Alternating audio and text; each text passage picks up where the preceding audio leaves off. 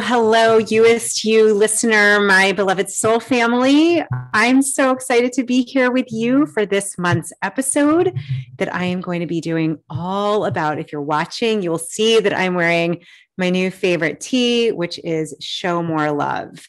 I'm going to really be talking about the power of showing more love to yourself and what that means. I'm going to just break that down because what we know is that of course, what we are able to feel and experience and heal within ourselves, we're able to do the same with others. So we're going to really talk today about showing more love to yourself.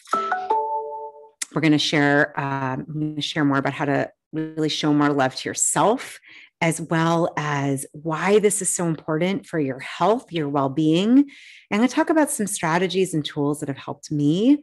But first, I just want to welcome you here. Thank you if you're new, welcome to the You podcast family.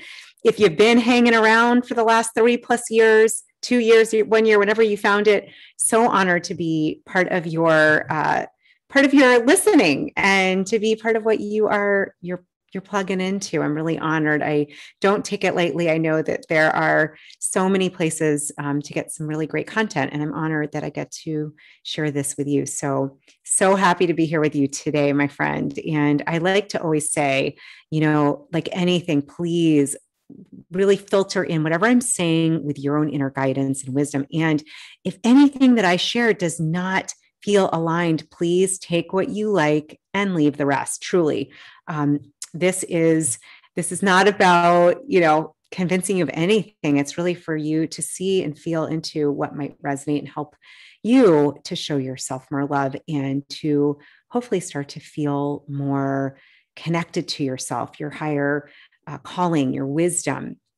I just had the privilege of, and this will be coming out really soon. I interviewed Neil Donald Walsh. He is an incredibly prolific speaker and author. He wrote the Conversations with God series. He also he wrote 39 books, including his most recent one, The God Solution. And we were talking about this really being loving, the idea, this concept of the divine being pure love. That's what he talks about in his last book. And that, he said it's taken him 78 years to get that his soul's agenda, like all of our soul's agenda is really from this space of unconditional pure love. It's of being there to really tune in and to be not just of greater service, but also remember how connected we all are. So that is coming up soon. I can't wait to share that interview with you. There are some other amazing interviews coming up this month and beyond. And again, so happy to be here with you.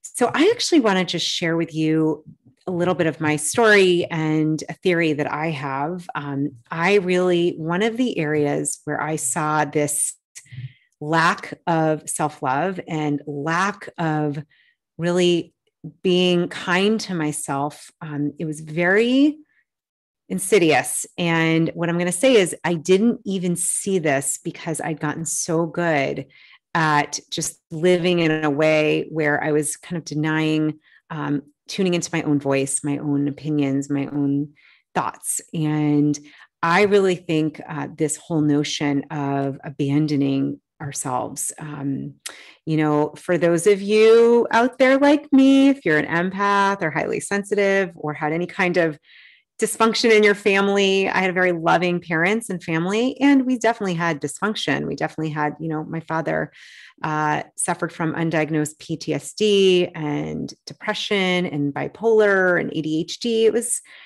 challenging for him, I think, in a lot of ways, both that showed up financially, that showed up in his work, that just showed up in his sense of self-worth, and picked up a lot of that. Not that I'm living in that today, but picked up that. And, as an empath, I know for me, a lot of where I was coming from was to make sure he was happy, to make sure there was some sort of peace going on there in my house, that there were peace and harmony with friends. And I got really good at this whole people pleasing, this whole being the peacemaker.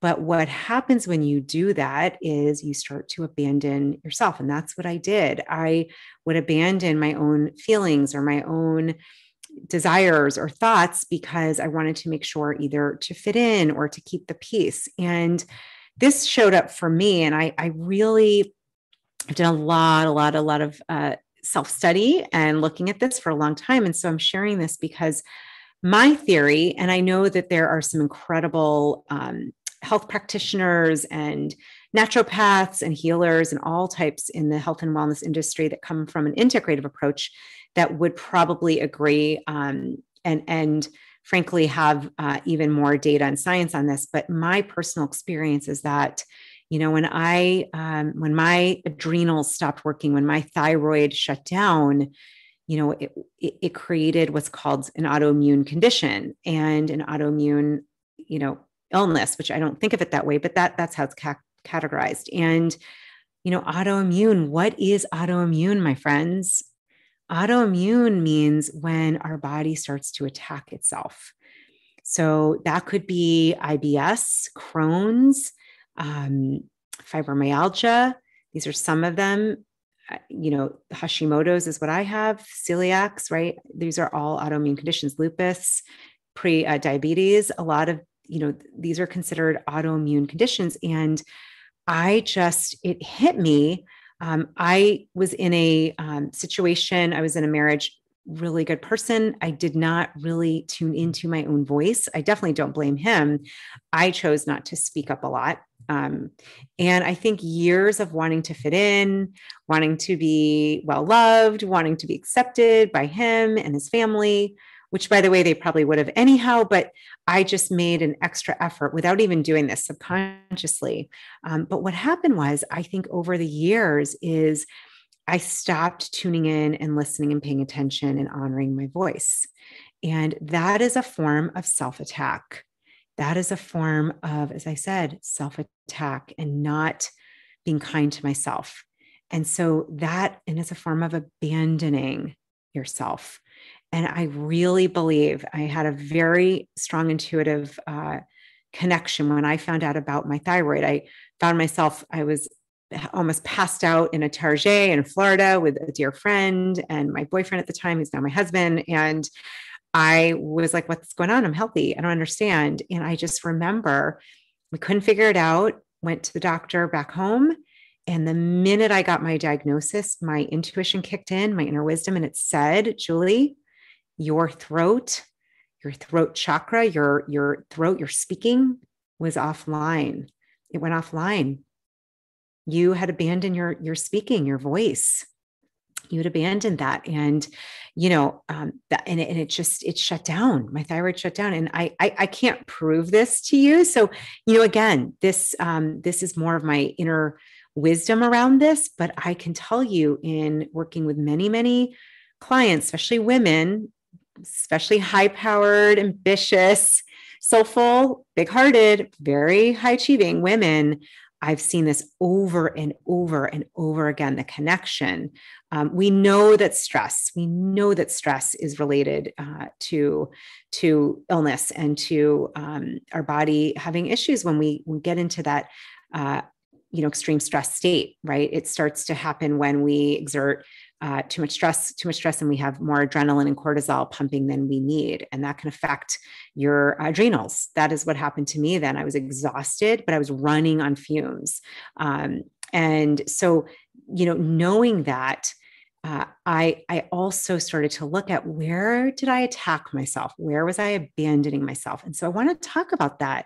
I'm going to invite you to really, you could pause the podcast, you could come back later, but I invite you to really look at that in your life. Where might you be abandoning yourself right now? Maybe it's not making time for yourself. Maybe it's not speaking up when you have an insight or a feeling and you know something's true or right for you and you don't say anything. Maybe it's that feeling that, you know, you're in a career that really isn't aligned.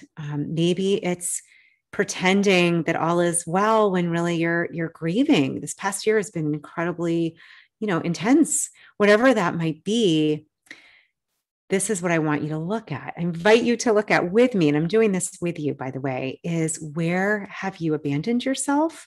Where have you attacked yourself? Where have you not been as loving to yourself?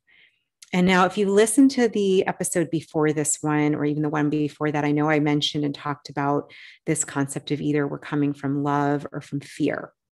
We're coming from love or from fear. And so the first thing we want to do is just notice that if we're in that place of self-attack or self-abandonment, it's really under the umbrella of fear, right? It might be, there might be some ego, some doubt, some worry, but really it's under the umbrella of fear. And what we want to do is we don't want to condemn ourselves for having that fear.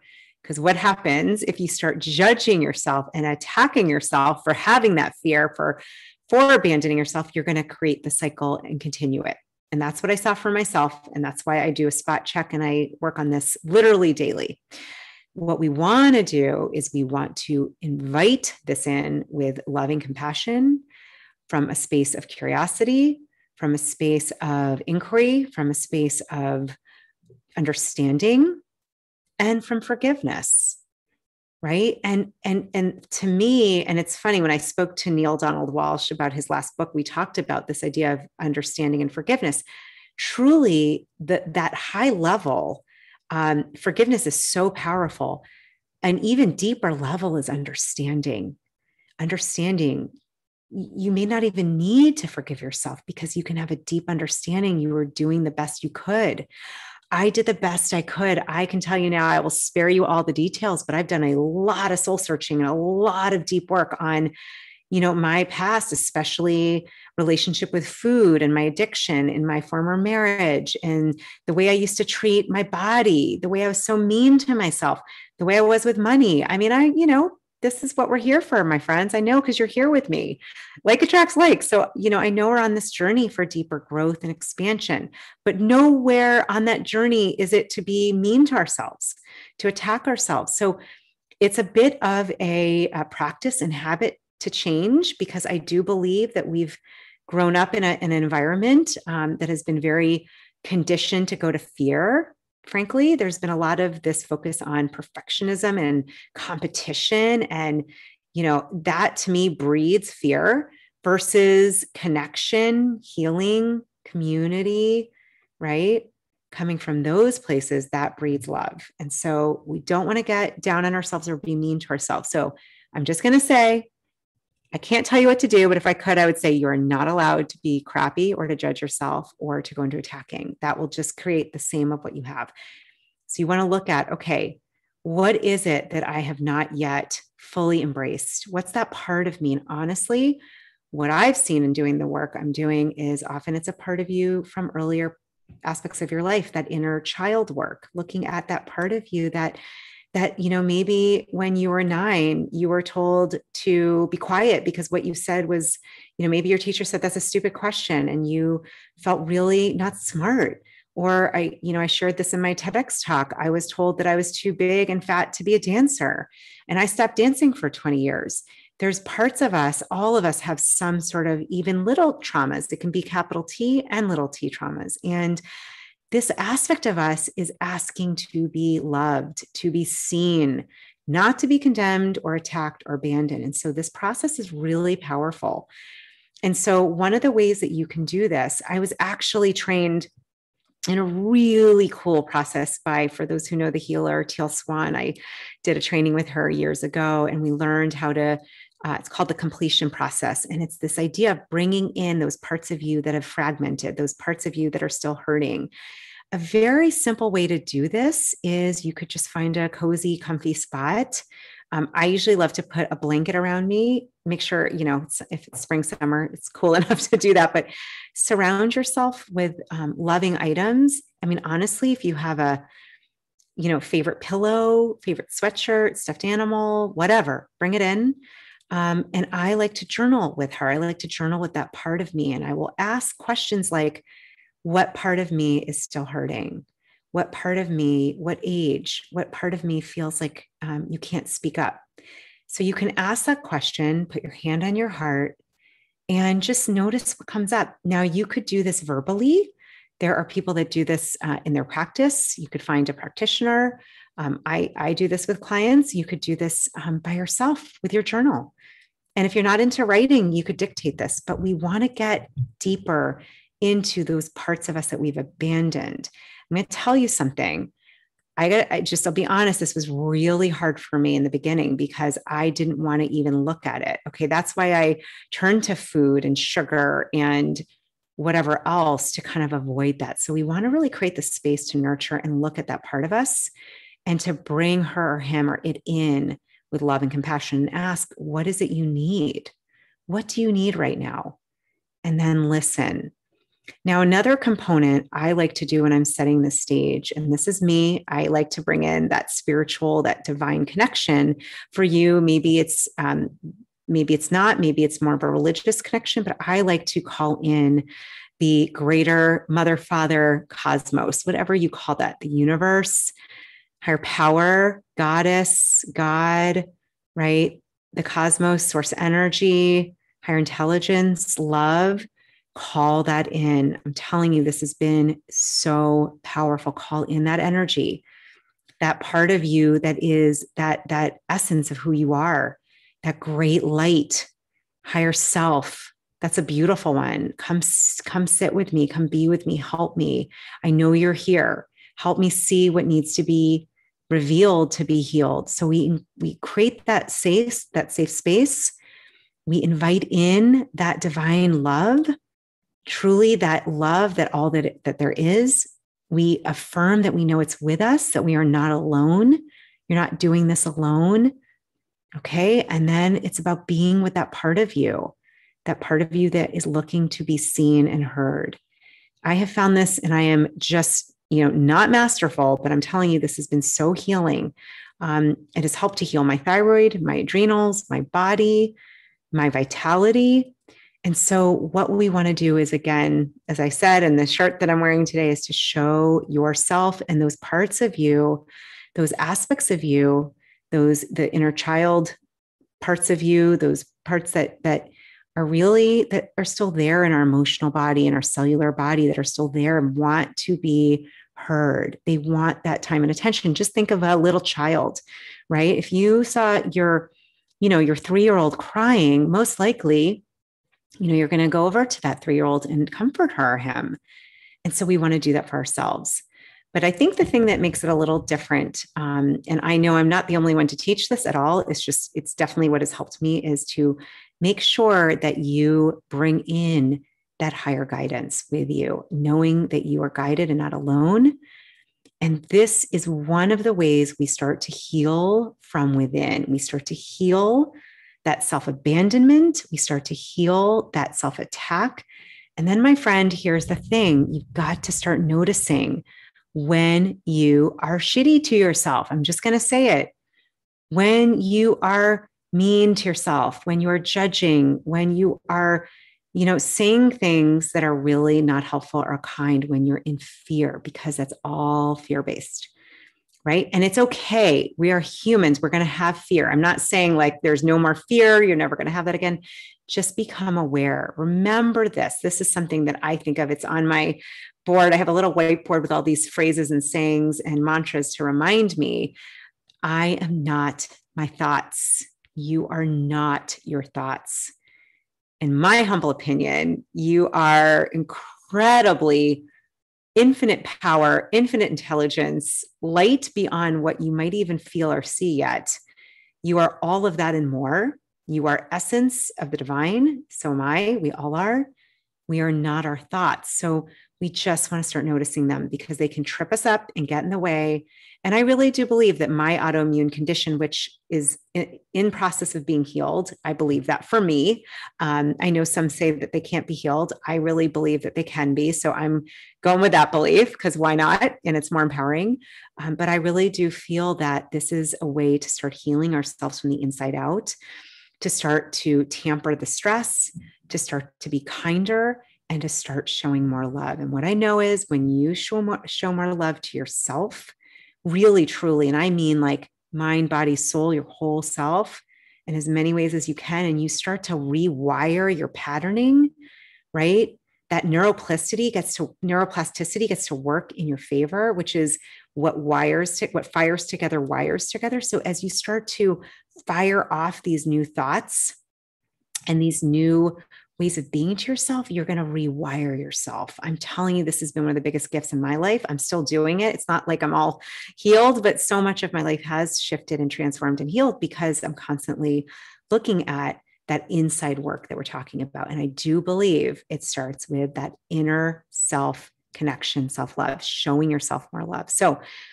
would love to hear how this episode affected you. Please, I love getting your feedback. I love hearing how this is impacting your life. You can either, of course, always subscribe, rate, review. Always appreciate that. Share this with anyone you think that would benefit. And please email, send me notes. Come on over to the Youest community for soul seekers on Facebook. You can also find me on Instagram. I'm going to be doing more lives there and talking to amazing human beings that are really learning how to live from this place of deeper love for themselves and love for others. So come find me. Let me know what's going on. I love getting your feedback. I always respond. It may not be that day, but as soon as I can. And I just love knowing how this is impacting your life. What are you noticing? How are you honoring yourself more? What are some of those shifts, those transformations, those miracles? Please share. Please let me know. Let us know. We all get to be uplifted. Again, all tides rise when we share from that place of heart and empowerment. So honored to be with you. So grateful to be part of your journey. I know that there are many places, as I said earlier, to go and listen to inspiring content. And I'm just honored that you chose to be with me today, dear friend, and just wishing you the most intimate, deep connection with your soul, with yourself, with who you are right now as you are, as that divine expressing through you as you, and remembering to show yourself more love. And as you do that, to be kinder to yourself and let that shine from your heart. It's been a gift and honor to be here, and just sending you so much love and gratitude.